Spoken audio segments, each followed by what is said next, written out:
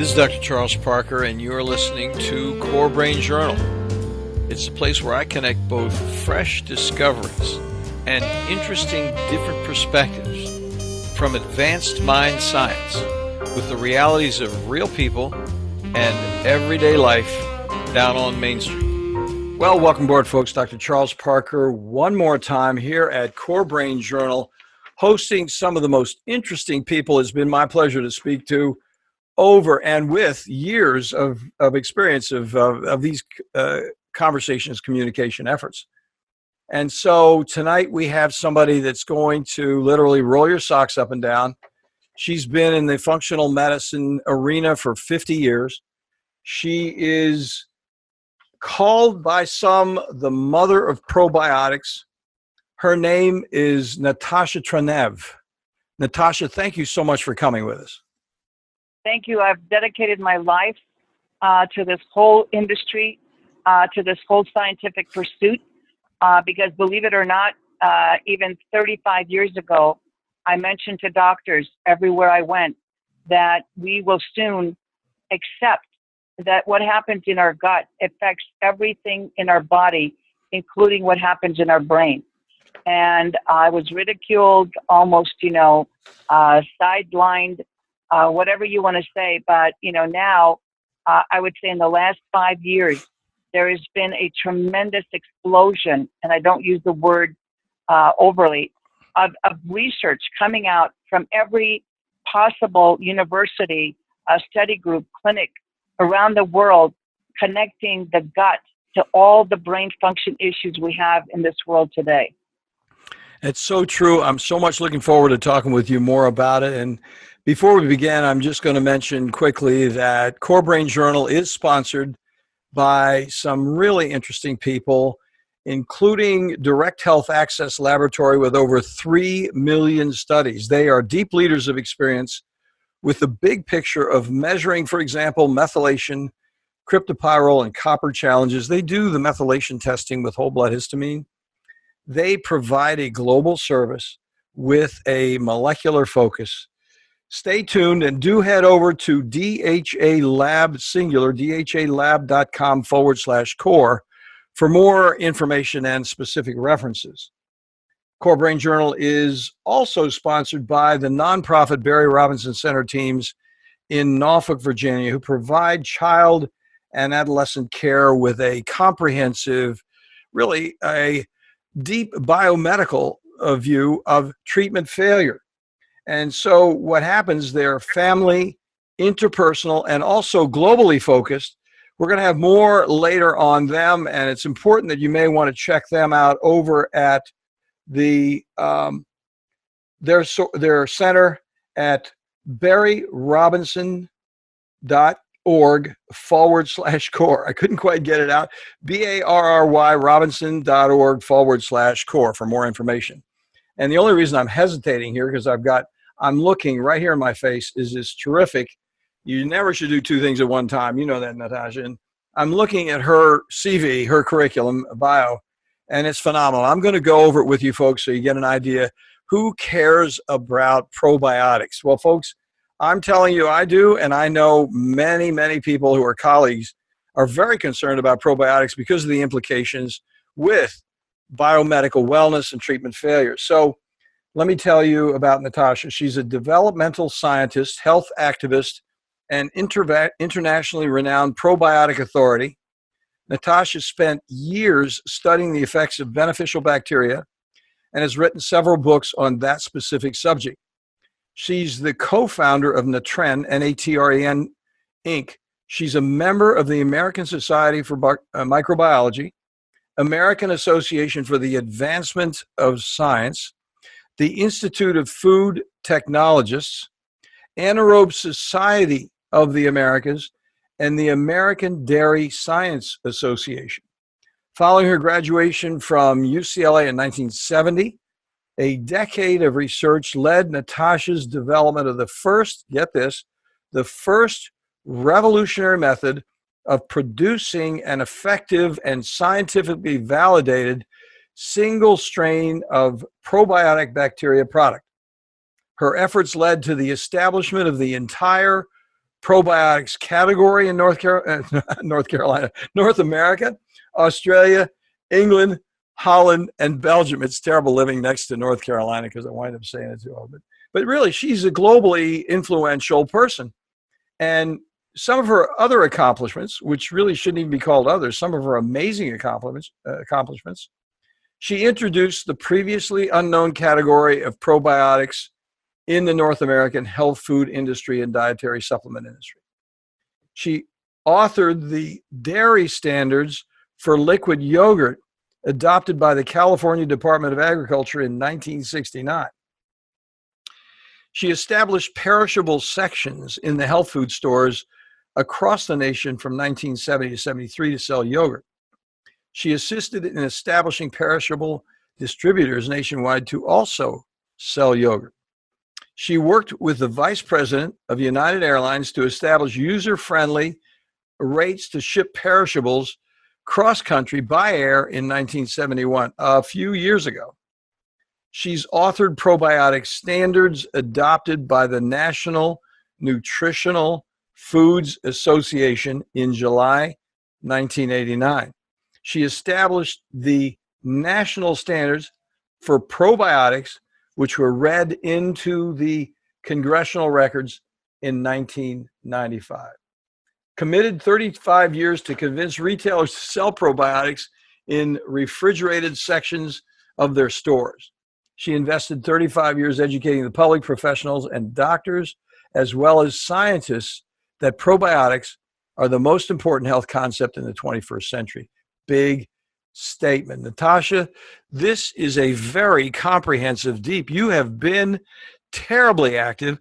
Now, how did you get interested? I mean, it's a human kind of human interest side to think that a person has gone to this length and made such a significant contribution in her lifetime with something, as a person would say, as relatively insignificant as probiotics, which we now know is terribly significant and has so many implications. So how did you get started in all that, in that research?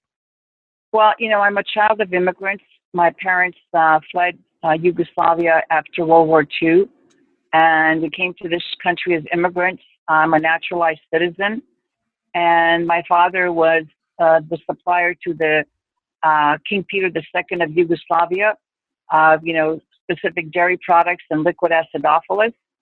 And when we came to this country, he wanted to continue that tradition.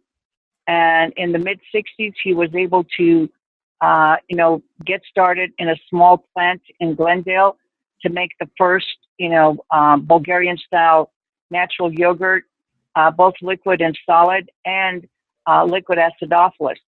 And when I finished UCLA, I had a completely different career in mind. But my father came to me and said, look, this is the family business, has been around for 750 years. You're my only true heir. And he said, it's a real shame if this, you know, does not get continued.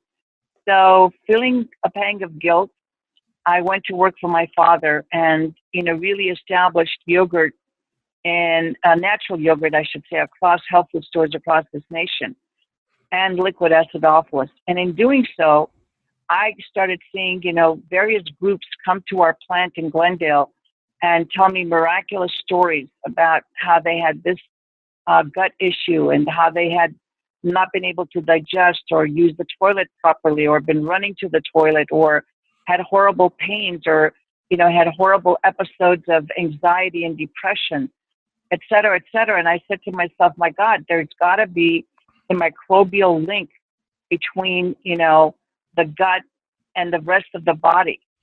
And that led me to get articles, scientific articles from the Academy of Sciences.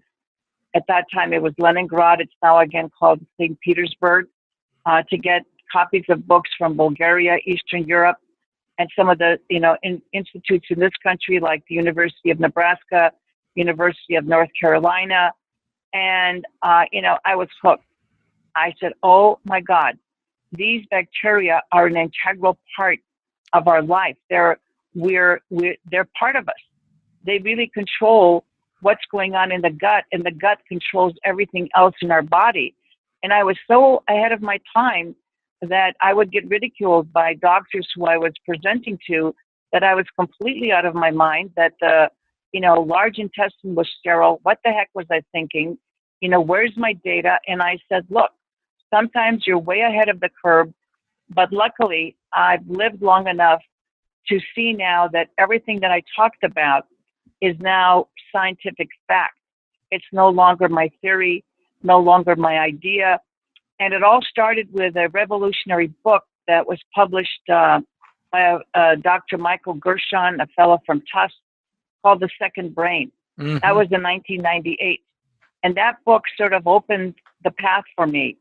And, even though he didn't talk about beneficial bacteria or probiotic bacteria, he started, questioning the effect of this 27 feet that we call the GI tract, and about 100 trillion microbes that we know of that live there, and how they interact with the immune cells on that intestinal wall. About 70 to 80% of our immune cells are there. And most interestingly enough, the 100 billion neurons that line this GI tract, which we call the second brain, and compose a completely independent nervous system called the enteric nervous system. So that alone opened my eyes, and I said, wow, we got to get this message out, because we've got hundreds of drugs that are dealing with symptoms, and here is the origin of all these problems here in the gut, and it's about keeping this ecosystem balanced and favorable in order for us to enjoy good health. And that not only includes strategic, which is the word, keyword here, strategic probiotic supplementation. It also includes the right diet. And please, don't think that you know the right diet, because there's so many diets out there. People don't even know what to do anymore. And the right exercise program. All of it has to be customized to each individual, because each individual has a unique fingerprint of the composition of these microorganisms that are unique to them. And therefore, that's why you have to, adjust the strategy for each individual in order for us to understand how to gain health and maintain health for the rest of our life. That is so interesting. Now, as you're talking, I'm walking through some of my own experience with discovery in this regard.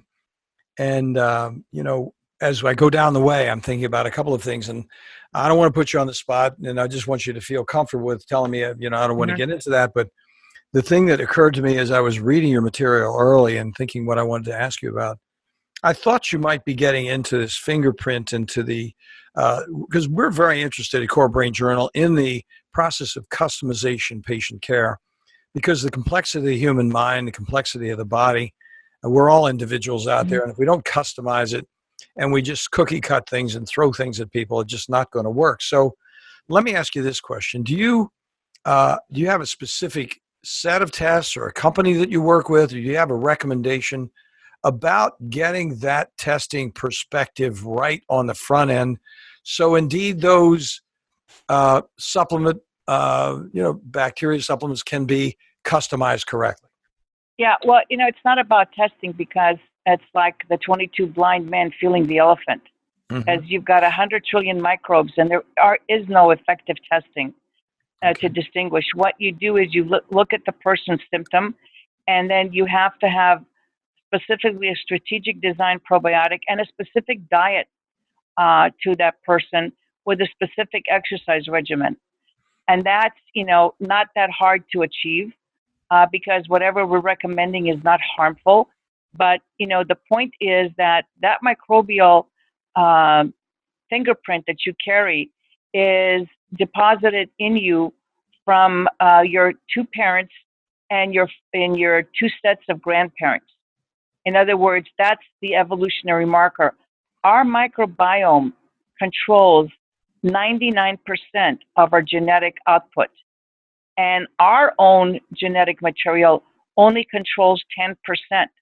So what I'm trying to say is that, the tests available now are only weak indicators of what's going on in the gut. It's really what the manifestation is that we can, trigger. Does the person have indigestion? Like, for instance, We know that autistic children, 75% of them complain of some digestive issue. And I'm sure if our tests were better, we would know that 100% of these children have digestive issues, because it's that interaction with the microbes and the immune system and the second brain that causes what I call these failures in the body to thrive the way it was designed to thrive. And it's been going on for the last, I would say, 70 or 80 years in westernized countries, starting right from birth, where the mother stopped passing on the correct baby bacteria to their child, and then reinforcing that bacteria with breastfeeding. And, this is very common if you check in North America, where virtually 97% of the children, even if they're vaginally born and breastfed, do not have this crucial bacteria transferred to them by their mother. So we have done something environmentally where we have turned this individual ecosystem upside down. And so we can't be seduced by marketing. We can't be seduced by pricing. We really have to learn about our operating system and know as much as we do about our iPhone operating system, which will not give us as much joy as, a healthy functioning GI tract that gives us health. Now, folks, Natasha has a website. The thought that's occurring to me, and I'm sure to many of our listeners right at this moment, is where can we get our hands on this information? How can we come in contact with some of the things that Natasha was just telling us about?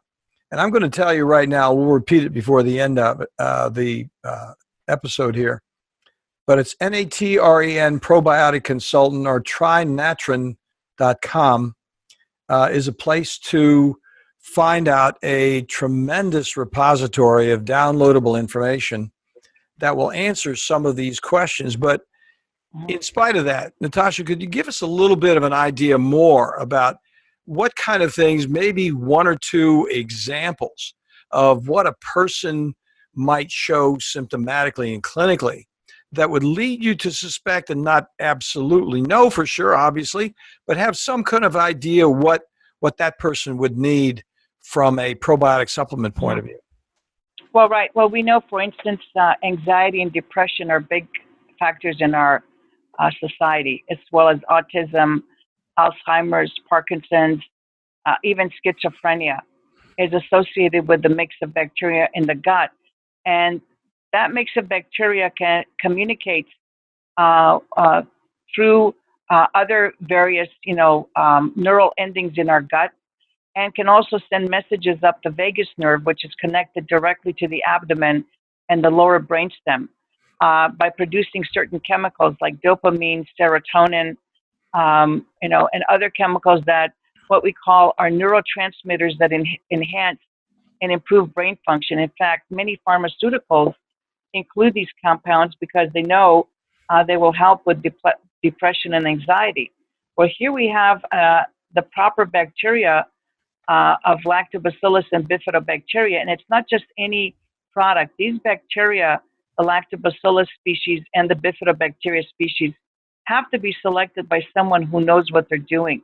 Has to be in a form that the bacteria survive manufacture, warehousing, shipping, and stomach acid and bile in order to do any good. And believe it or not, these bacteria can actually produce these compounds and reduce anxiety-like behavior in people and animals.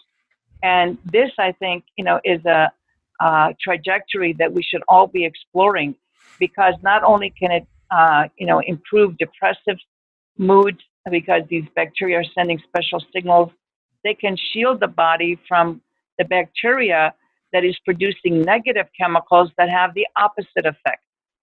And that's, very brief summary. So basically, Go ahead. Well, just think of your intestinal tract as a laboratory. And depending on which the 160 species of bacteria that are unique to all of us and include 100 trillion, about 3 pounds in weight, are producing which chemicals, and which of those chemicals are stimulating our thought process or causing disease like Alzheimer's and Parkinson's. That's putting it in a nutshell. So Oh, whatever disease you can think of brain function has its roots in the gut. pardon me for I get excited. I keep interrupting you. I apologize. But Okay, that's you said okay. a couple things there that I thought were so interesting. Um, the idea that the bacteria, that the microbiota can go in there and actually prevent and in some ways protect against more uh, challenging pathologic bacteria just by Yeah. having the right bacteria in the gut. Now, do you have any information about how that takes place? How do they do that? Well, they produce these compounds for their own benefit. I have to tell you, microbes, including bacteria, yeast, and viruses, are the most intelligent entities on this planet. And they're the ultimate opportunists. They never do anything that's not in their best interest. So when these chemicals are produced, they're produced for their own benefit. Fortunately for us, we benefit from the production of these chemicals. And the reason they want us to feel better, the beneficial bacteria, because then we become more social and they have the ability to, leap onto other bodies. I mean, that might sound gross to people, but, we've lost the common sense of that bacteria, want to travel from one entity to the other because their prime directive is multiply your own kind exponentially at every opportunity you get. Does that make sense? Yeah, it does. I just was thinking it sounds interesting because I have a particular interest in candida, for example, because it's one of those things that's kind of in your face with any kind of testing. Uh-huh. And as soon as Yes. you start looking at bowel testing, and we see so many people who have significant candida, and then we got into biofilm as it was related to candida. And we have interviewed some very interesting people who have some products that really work on the biofilm and the candida simultaneously. Uh-huh. And I won't get into that, but that's why I was started to become interested in when you said this phenomenon was going on. Now, the herbals that person recommended, Dr.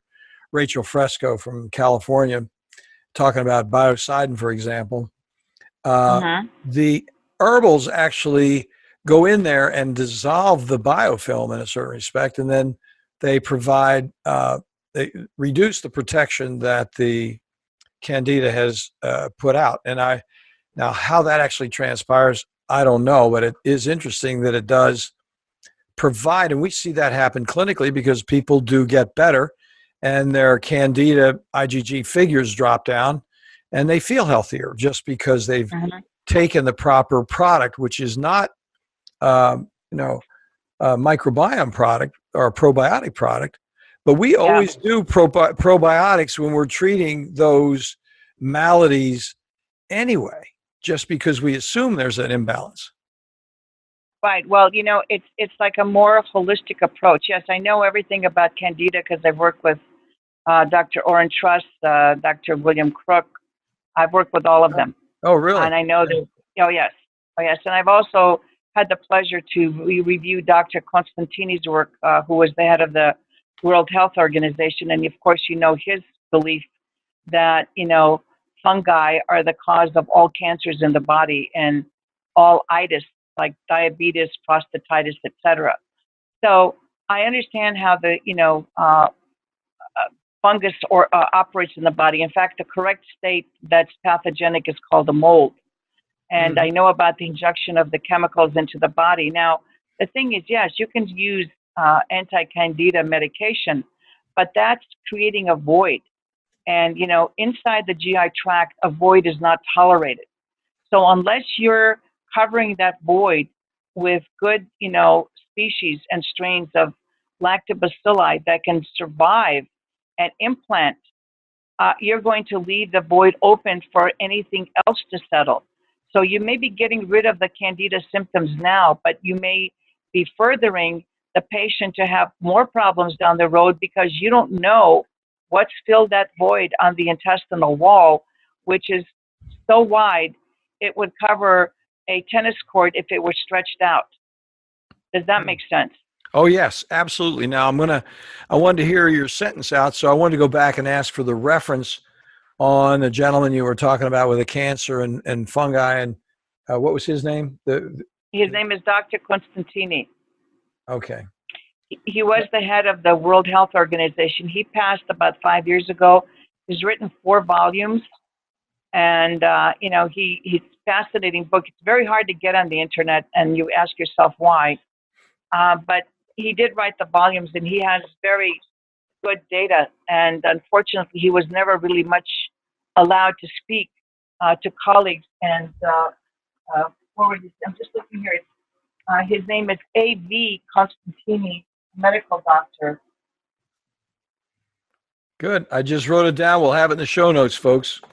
That was an important one. I know Dr. Crook, we have his questionnaire as part of our questionnaire, and we know that Dr. Crook was influenced by the other gentleman that you mentioned. Oren Truss. Yeah, I know both of them. And actually, I want to tell you something very important. In that, if you're giving a Lactobacillus species, I have identified 2 Lactobacillus acidophilus that produce hydrogen peroxide. Now, why is this important? If the species or strain of Lactobacillus acidophilus produce hydrogen peroxide, they target this hydrogen peroxide in microns, and direct it directly at the competitor without damaging the cellular structure of the body. And they become a very good inhibitor of Candida. So while you're doing the citricidal or whatever antifungal remedy you're using, you must use the right strains of probiotics that are able to compete effectively and overtake those sites on the gastrointestinal wall that will become vacated. They're also indispensable in helping to eliminate the toxins that the now angry Candida is spewing into your body because you've displaced its position on your intestinal wall. Does that make sense? Absolutely, causing a Herxheimer reaction. That's right. So the Lactobacillus, do you have what were the 2 species you were talking about? Do you have them in your mind?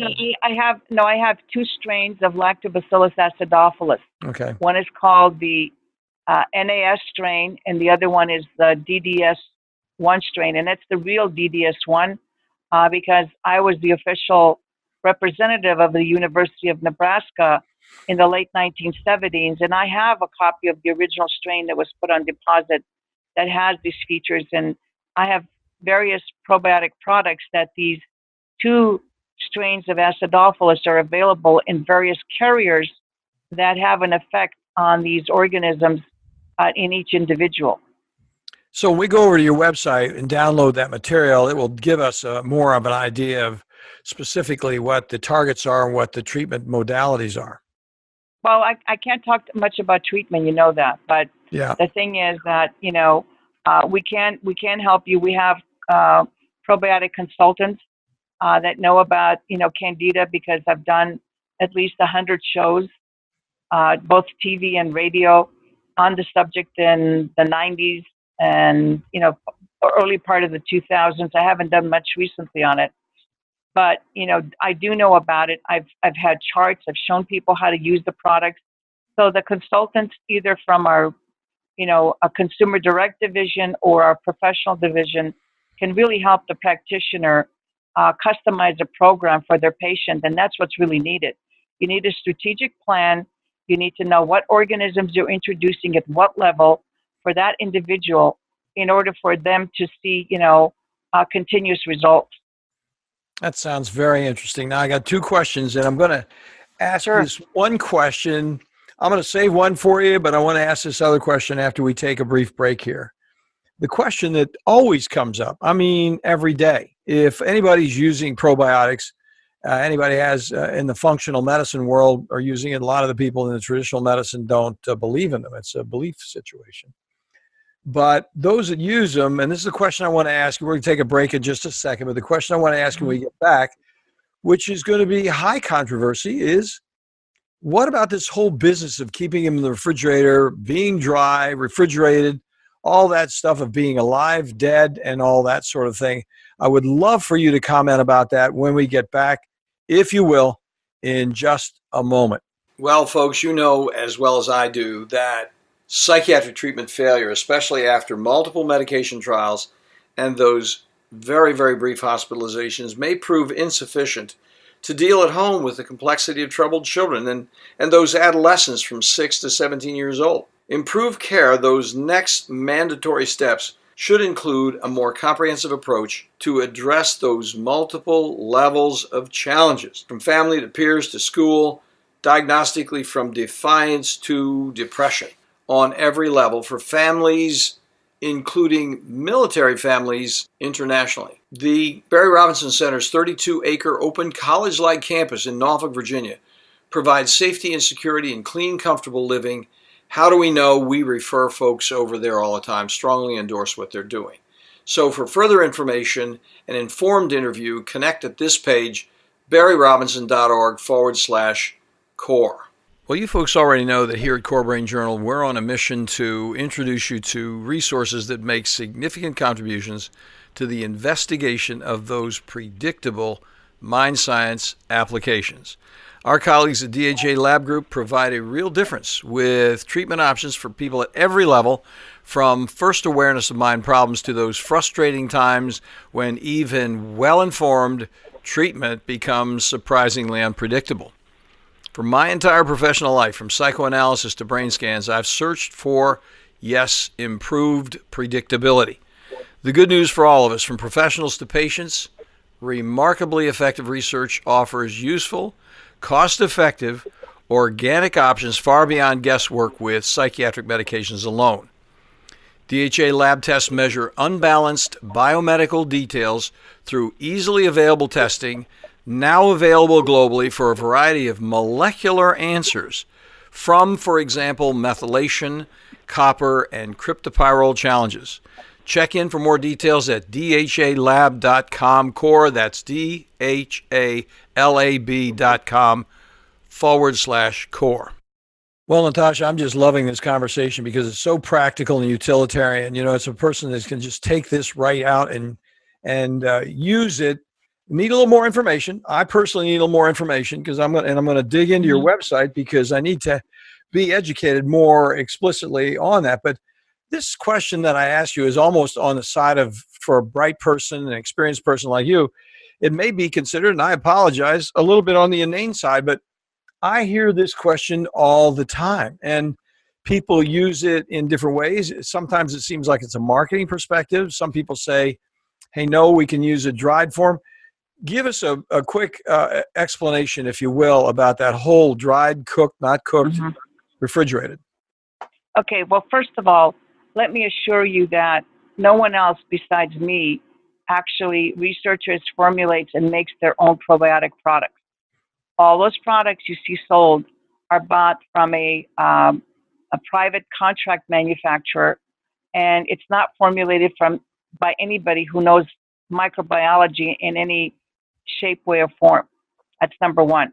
So what it is, the whole concept of what they called the so-called shelf-stable probiotic, or the one that doesn't need refrigeration, is, you know, a complete falsehood, because what they're attributing the survival is a controlled laboratory temperature of 70 and 72 degrees, not, you know, what the product will be exposed to when it's put in a hot warehouse, even when it's transported in a climate where there's various changes, because the water activity will change in the product, wake up the bacteria, cause it to grow in a closed-ended system and die rapidly. That's, you know, that's the first thing. So the reason you have to keep the bacteria specially formulated and specially kept under, you know, proper refrigeration and sent by thermal packaging, because the last thing you want to do is stress the bacteria before they're able to come and reach your mouth. And once they reach their mouth, you have to have specific technology for the bacteria, the carriers, that will, not just the bacteria themselves, but the delivery systems have to be able to withstand stomach acid and bile in order for the product to do any good to the human being. And none of these people have any third-party validated information that shows any survival during the stomach. They don't have any agency that talks about shelf life once the product is picked up by the consumer off the shelf or sold out of an office. because there is no such data. So, it's like in the valley of the blind, you become the one-eyed king. So, you can you can repeat the lie, and the lie, is picked up, and then it's like, transported. But, in reality, if you understand the concept that why you keep foods refrigerated is to stop bacteria that's inherent in the food from growing. It's as simple as that. And the reason you must refrigerate probiotics, because if you don't, they will continue to grow no matter how much goop you put on them or how much, you overage you put in the product.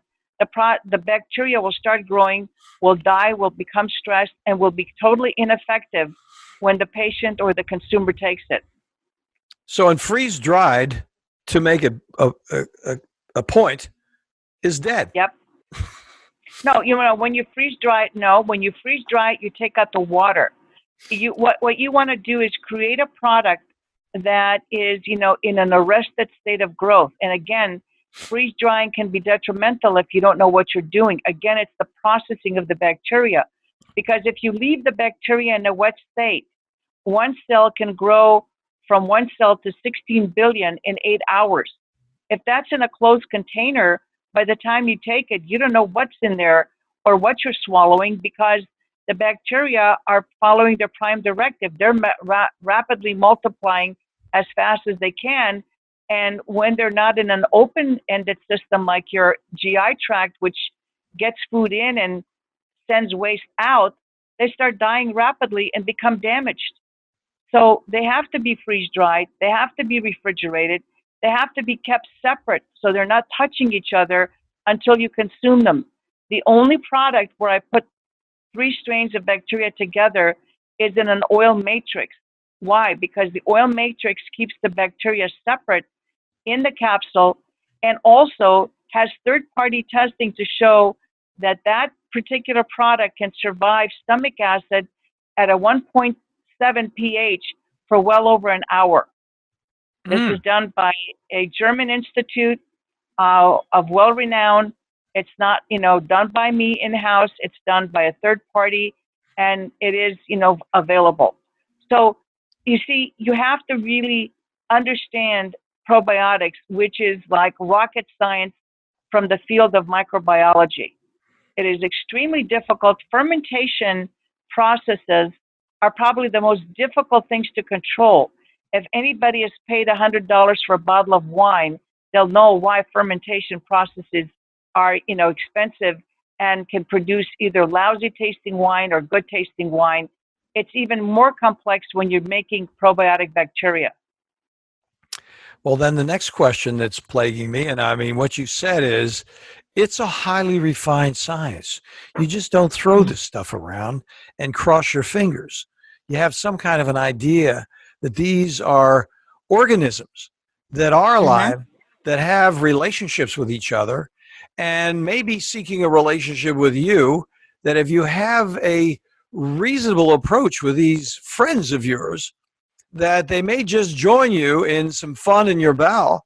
And if you don't have a reasonable relationship with them, you're just, as they say in the street, SOL. Yeah. Yep.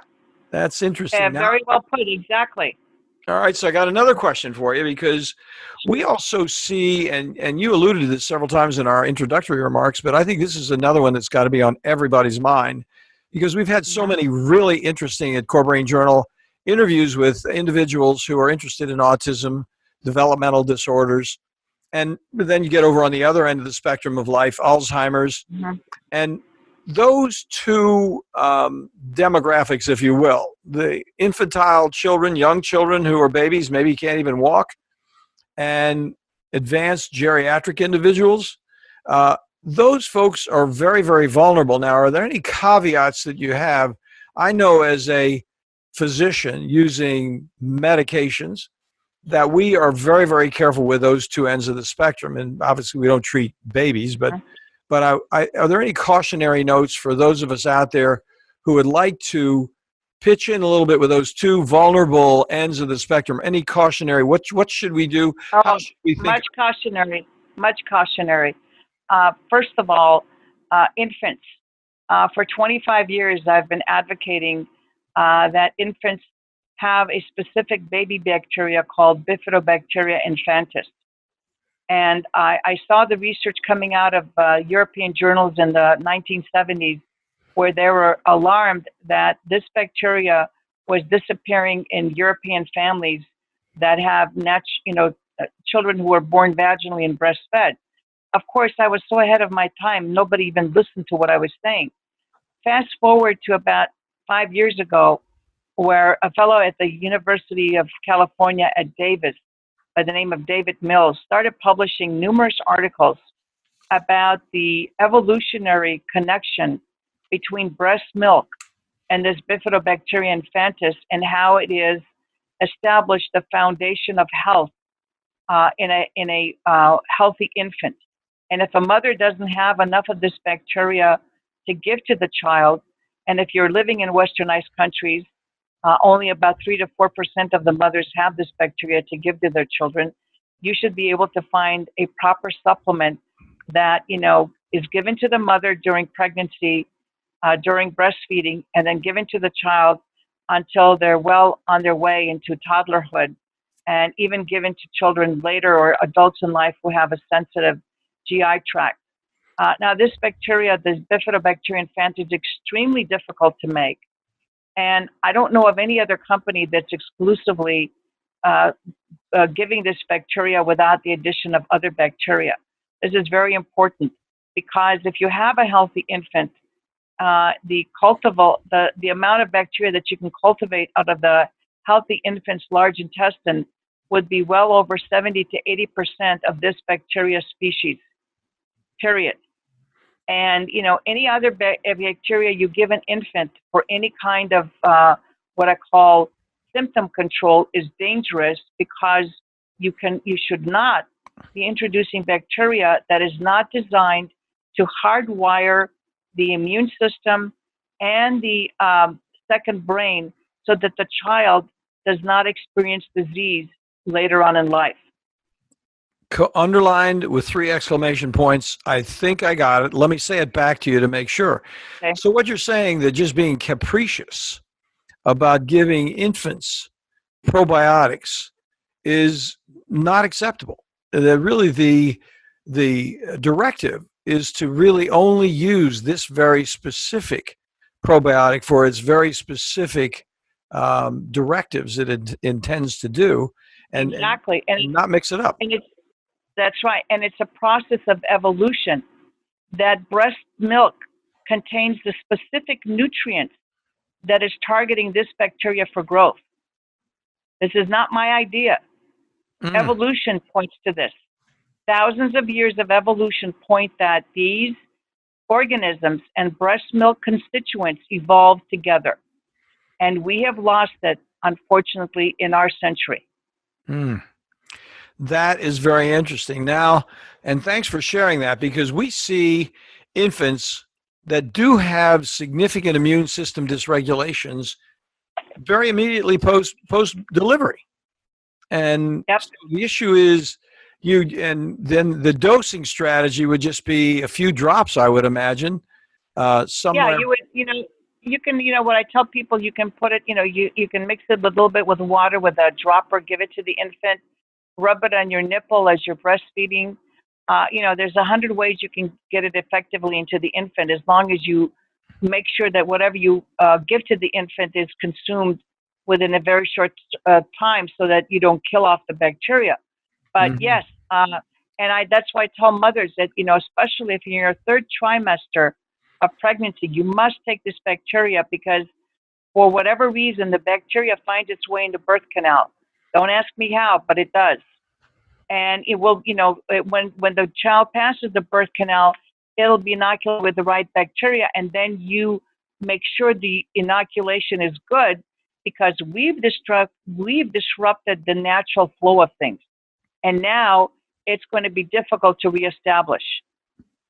Natasha, that is so very interesting. Thank you for sharing that. Now, let's take it up to those individuals. I mean, what's elderly nowadays? 96? I mean, the issue is I'm getting on the upper side of life, but I don't think of myself as elderly. And the issue is But we do see people who are enormously cognitively disturbed, who have chronic problems for their entire lives, going number 2 once a week for years. And we know that their entire system is corrupted and they're having signs of dementia. Now, are there any specific recommendations you would say for that very vulnerable select demographic? Absolutely. We have powdered probiotics, what we call in a healthy start system. We have one specific acidophilus for the small intestine, a bifidobacteria for the large intestine, and a lactobacillus vulgaricus for the transient flora. And this covers the whole intestine, and we can titrate up or down the levels of these bacteria that we give to suit the individual. But what's most important is that the bifidobacteria has been shown by Japanese research declines significantly by the time we hit 40. And, it lives mostly in our large intestine, which is, of course, makes up the colon. It's depleted. And so that's our waste and disposal system. So if that's not functioning right, we are not, passing that food in a proper fashion. In other words, years ago, we used to talk about the transit time. There were all kinds of optimal transits that everybody talk about. I like to say that if you eat once a day, you should at least evacuate once a day. It makes common sense because the whole objective of this GI tract is to, with the help of the microbes, is consume all of the nutrients it can from the food that you're ingesting and move it along in a quick fashion, so that by the time you get rid of all the nutrients that you're intaking, the waste is now efficiently removed from the body and not allowed to the body to reabsorb the toxic waste product. It's about as simple as it gets. So the whole objective is to make sure you got the right bacteria that are going to help with digestion and assimilation, to make sure that the food that you ingest is actually fueling the body, not feeding and poisoning the body. Fantastic. So that's the bifidobacteria that you were talking about. Right. All right. Now, this is a little bit, again, I'm not trying to put you on the spot. This is just things that have bubbled up for me with interesting conversations with my colleagues. But there's one individual who was talking to me about BDNF, brain-derived neurotropic factor.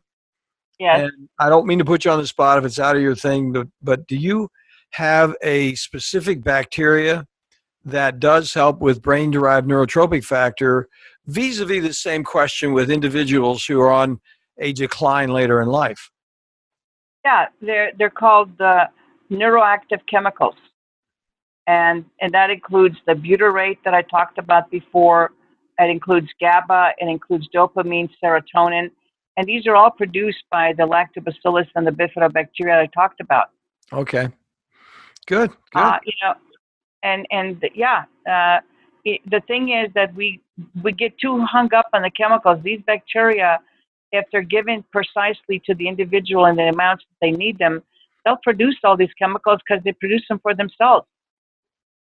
As I said, they're very targeted in maintaining their own kind. We just happen to be a good way for them to maintain their kind. So it's a sharing. They make sure we're healthy so that they can be healthy. Well, Natasha, I appreciate your sharing all this with us. I have one more question, which is, it's really, again, kind of a street question, if you will. I mean, you're bringing in a lot of really hard science and very interesting material. I said before, and I'm serious about going over and checking out your site. But the other question is, how do you actually manage the titration? Give us a little bit of clinical, hey, here is when something is going wrong. Here is when something is going right. Now, I know from being a psychiatrist who's watching brain function, I think that the brain's the canary in the coal mine, and when it starts to straighten out, it's pretty self-evident. And when it's not straightening out, that is also self-evident. So I'm sure with these neuroactive bacteria, you have some good probiotics that are cooking. But is there anything you would say clinically, hey, Parker, I'm telling you, this is not the right way to go with this. This person's not doing what they should be doing. we're giving them the right things, but something's not right. Would you address that idea, please? Right. That's why I have products that are, in other words, our products are unique. And, we have products in powders, single strain. We have powders in an oil matrix capsule. And we have something called the gut care protocol in our professional division. The company is called Natren, but our professional division is called Natren. And we have actual gut care protocols that I developed with the University of Maryland, Dr. Chris D'Adamo, who's well noted in the integrative medicine field. And, we'll be happy to share that with qualified doctors and help you develop specific, treatments for your patients. How does one go about that? I mean, should I just have you tell me offline and put that on your show notes, or do you feel comfortable talking a bit more about it now? You can call, our, toll-free number and just ask for, the professional division. Okay. And the professional division has their own toll-free number. It's 877-962-8736. And there is a site called Protren.com that is the sister website of Natren. On Natren, you can find more of this material, but Protren has specific guidelines, and you'll be given a specific code so that you can access the gut care protocols, and we will help you access those, and we will work with you to specifically produce those gut care protocols for your patients. It seems it's so interesting talking to you. It's just a real privilege talking to you, and, at the risk of sounding too effusive about this, but I mean, it seems to me that it should almost be like a given to an individual who suffers from a very significant, like, for example, autism or pervasive developmental disorder, or somebody with an early dementia, who's, 50, 60 years old and they can't find the bathroom. It seems like it should just be absolutely de rigueur to go do that and get some information and pack. Well, that's why I'm still working at 70 young. Join the club. Yeah. So yeah, and also I just wanted to get this in. So if you go down to Natren, and you can download stuff at natren.com, and just enter the promo code GUTBRAIN, no spaces, and there you'll find lots of material that I talked about today. We have some material on our professional site, but it's more on our consumer site under Natren. But both companies, we pride ourselves on education. We provide real data, not just some hyped up data. Like I said, I've been doing this for 50 years, and I'm around because I feel that our society in North America is more chronically ill than it has ever been in the amount of years that I've spent in this industry. That's so true. I mean, I see it as one of the reasons I'm over here, because I'm doing traditional psychiatry with all kinds of problems, and the medicines aren't working. And, you have to, if the medicines aren't working, you have to think, what is going on? The person wants to get well. They're working with me. I'm doing my best from my limited knowledge. What other knowledge do I have to help this person get over those steps along the way? And so exactly. And then the explosion of suicides among our young people is very troubling to me. Oh yeah. Well, and the opiate thing and the pain thing. I mean, you got so many things that are chronically non-recovering treatment failure items. It's pervasive, no question about it. And this is a serious cog in that whole wheel of how do you put this package together. So let's repeat that so we can send people. Go ahead. What were you going to say? I apologize. Yeah, I'm just going to say we have to get out of that, notion that there's a magic pill for something. Yeah. No. The system, the body is a very complex system, and you have to have the right regimen for each individual. It takes discipline. It takes time. But if you get the right product, you get on the right diet, you do the exercise, you will get better, because I've been doing this for 50 years. Well, and that we're going to close. That is such an excellent closure. Let's just say one more time. Natren is Natren.com. And that's right. GutBrain is the code that you write in. Promo code. Yes. And then you go ahead. The professional site is Protren, PROTREN.com. And the number for the physicians, if they want to call and speak to our professional consultants, is 877-962-8736. We got it. It's going to be in the show notes. Thank you so much. I mean, my pleasure. Natasha, what an interesting presentation. I really appreciate having the chance to talk with you. I think a lot of us here globally have learned a lot. Thanks for you taking the time. And, you know, if you have anything else you want to share with us, you say, hey, Parker, here's another wrinkle that might be worthwhile, you know, let us know. We'll be happy to have you on again and talk more about this. Yeah. Well, you know, just to say thank you for that, but I think I could spend several hours, because all I've done for you today is scratch the surface. There's so much data coming in that, you know, just since 2013, I think there's been over 1,000 articles published. Well, then that means we have to come back. We're going to do Plan B. So I'm going to get with you offline. We're going to talk about that, and we're going to have Plan B, and we're going to talk about it more thoroughly, because yes, you have whetted our appetite. No question about it. And let's just come back and have Plan B. No question. Okay. You got it. Thank you. Thanks for taking the time. My pleasure. We'll talk to you soon. Thanks for listening to Core Brain Journal. We're working every day behind the scenes to bring you reports that connect research benches with those street trenches. Here we share the complexity of mind science because, as you know, details really do matter. One of the most pervasive, misunderstood challenges is how commonplace medications, like those written for ADHD, are used so regularly without clear guidelines. If you think you'd like more specifics, take a minute to download my 2-page PDF packed with video links and references on the absolute essentials of how to start ADHD medications. They're easily available at corebrainjournal.com/start. Thanks for listening. Do connect and stay tuned. Together we can make a difference.